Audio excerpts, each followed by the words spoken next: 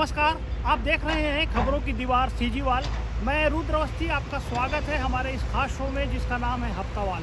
हफ्तावाल का यह शो भी हम फिल्म से तैयार कर रहे हैं। आप देख सकते हैं यह जगह है न्यायधानी और राजधानी को जोड़ने वाली बिलासपुर रायपुर नेशनल हाईवे की जगह, और यहाँ आप देख सकते हैं कि तोड़ने का काम हो रहा है। अब तक कितना बना है यह तो आप टोल प्लाजा के हिसाब से देख सकते हैं कि काम पूरा हो चुका है, लेकिन काम कितना पूरा हुआ है और कितना अधूरा है यह हम इस शो में देखेंगे और समझने की कोशिश करेंगे कि बिलासपुर से जब भी कोई भी विकास का काम जुड़ता है तो उसकी रफ्तार इतनी धीमी क्यों हो जाती है। आइए शुरू करते हैं आज का शो। बिलासपुर से रायपुर या रायपुर से बिलासपुर आते जाते हुए पेंड्रीडीह चौराहे के पास पिछले काफी समय से लोगों को एक ऊंची दीवार के बगल से गुजरना पड़ता था।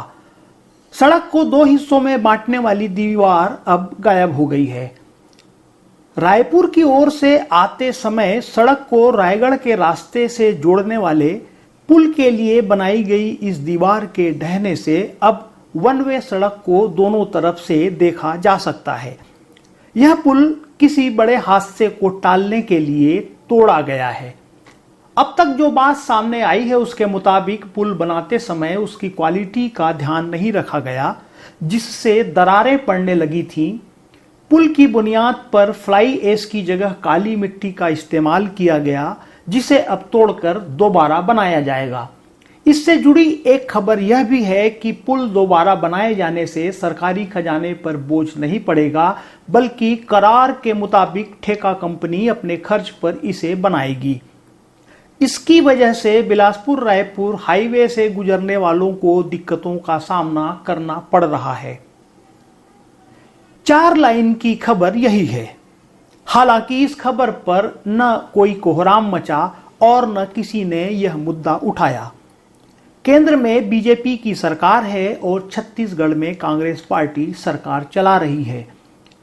जिम्मेदारी का गुणाभाग उलट पलट जाने की वजह से ही शायद किसी ने इस मुद्दे को उठाने की जरूरत महसूस नहीं की। अब आइए बात कर लेते हैं कि न्यायधानी को राजधानी से जोड़ने वाली इस सड़क पर निर्माण की जगह तोड़फोड़ की इस कवायद को देखते हुए आम आदमी यानी लेमैन के हिसाब से खबर क्या है। जाने हम सड़क के लोगों से महलों वाले क्यों जलते हैं, ये ऊंचे महलों वाले भी इन सड़कों पर ही चलते हैं। ये लाइनें 80 के दशक में आई फिल्म आशा में लोगों ने सुनी थी। सिनेमा की कहानी के हिसाब से इस गाने को जोड़ने का कुछ अलग मकसद रहा होगा, लेकिन बिलासपुर रायपुर रोड पर पेंड्रीडीह चौराहे के पास इस गाने की लाइनों को गुनगुना लीजिए तो लगेगा कि यहाँ के सीन पर भी यह फिट हो सकता है। कहने का सीधा मतलब यह है कि सड़क होकर राजधानी की ओर सफर करने वाले हमारे नुमाइंदे इस चौराहे से ही होकर गुजरते हैं।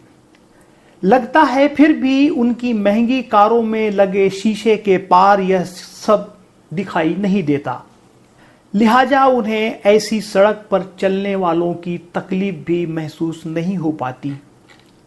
शायद इस वजह से बिलासपुर रायपुर हाईवे की यह दुर्दशा हो रही है। पेंड्रीडीह चौराहे पर बने इस विशालकाय पुल को ध्वस्त करने के पीछे तकनीकी वजह क्या है, इस बारे में जानने की कोशिश में हमने सरकारी सिस्टम से संपर्क किया तो जो बातें सामने आई उसे बताते हैं। एनएचआई के प्रबंध निदेशक ए.के. ढाल ने बताया कि एनएचआई का काम गुणवत्ता के साथ किया जाता है, कामकाज की मॉनिटरिंग भी होती है, गड़बड़ी होने पर सुधार और मरम्मत भी किया जाता है। हिर्री फ्लाईओवर ब्रिज सड़क निर्माण कार्य पूर्ण हो चुका है। मॉनिटरिंग के दौरान मौके पर कुछ गड़बड़ियां दिखाई दी। जांच पड़ताल के दौरान पाया गया कि भविष्य में किसी बड़े हादसे से इनकार नहीं किया जा सकता।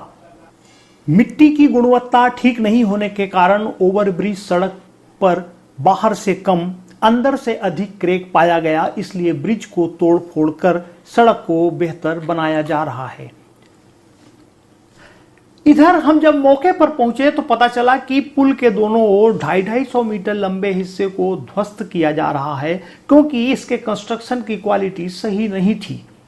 कायदे से इस पुल की बुनियाद में पावर प्लांट से निकलने वाली राख का इस्तेमाल होना था, लेकिन इसमें मिट्टी का इस्तेमाल किया गया, जिससे पुल के किनारे लगाए गए फ्लेट्स उखड़ने लगे और दरारें नजर आने लगी। करार के मुताबिक ठेका कंपनी इसे फिर से बना रही है, जिसकी वजह से भारी मशीनें लगी हुई हैं और ठेका कंपनी ने मिट्टी पाट कर जिस जगह कंस्ट्रक्शन तैयार किया था उसे हटाने का काम वही कंपनी खुद कर रही है, जिससे सड़क किनारे विध्वंस का सीन दिखाई देता है। पुल के किनारे से निकली बड़ी बड़ी प्लेट सड़क पर रखी हुई है, नीचे एक गहरा गड्ढा खोद दिया गया है। पूरा मंजर किसी खंडहर की मानिंद अस्त व्यस्त नजर आता है।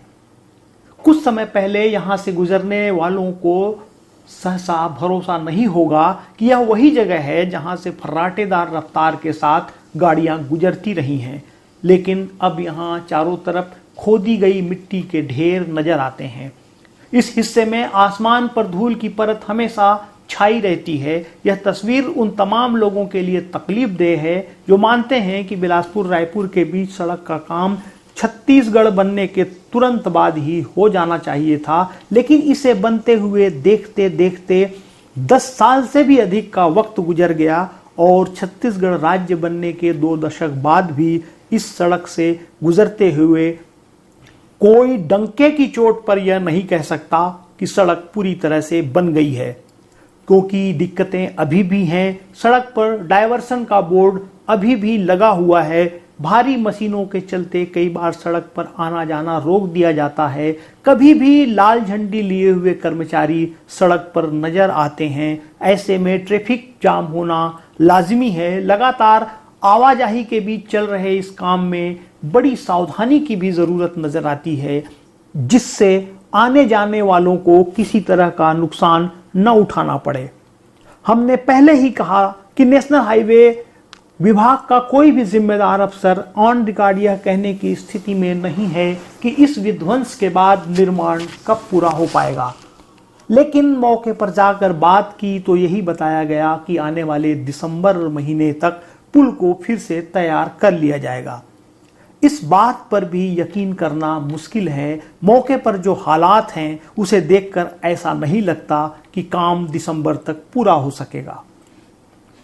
अब एक बार फिर से यही सवाल सामने है कि बिलासपुर रायपुर हाईवे पर बिना किसी रुकावट के सफर करने की हसरत आखिर कब तक पूरी हो सकेगी? इस सवाल का जवाब तलाशते समय एक बार फिर बिलासपुर के नसीब से जुड़ी उस खूबी को याद करने का मन करता है।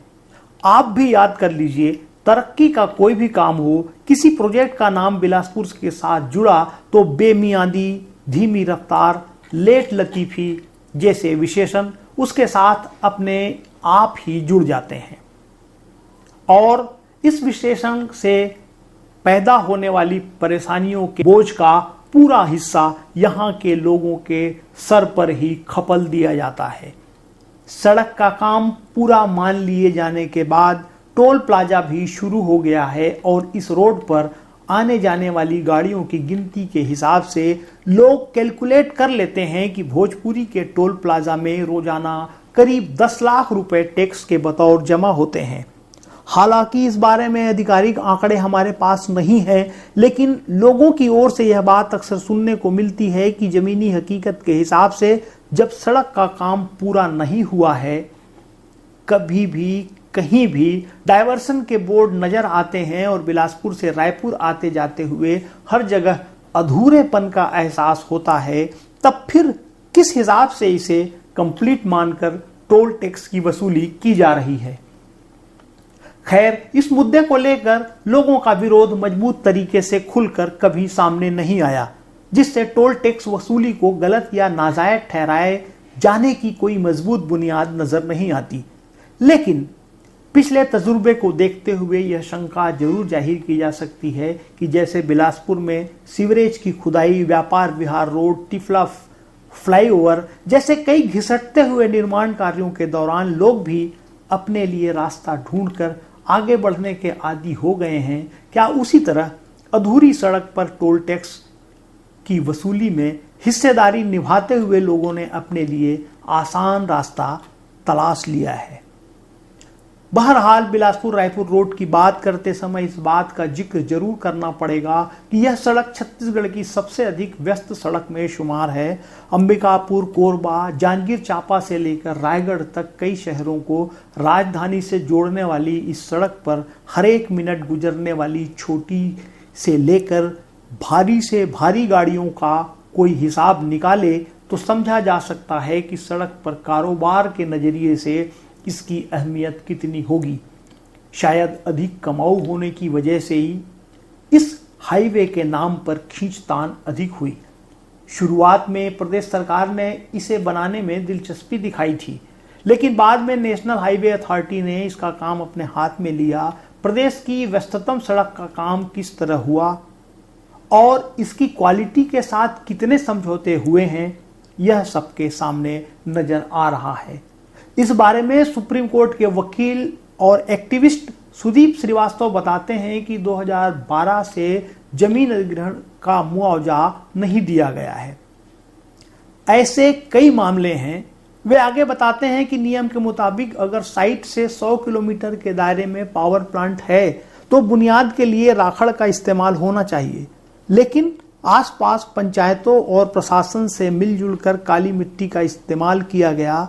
सुदीप श्रीवास्तव इस मुद्दे को एनजीटी तक ले गए, जिस पर एनजीटी ने आदेश दिया था कि राखड़ का इस्तेमाल होना चाहिए, लेकिन तब तक काफी काम हो चुका था जिसमें काली मिट्टी का इस्तेमाल किया गया है, जिससे सड़क पर कई जगह दरारें आ रही हैं और पुल को ध्वस्त करना पड़ रहा है।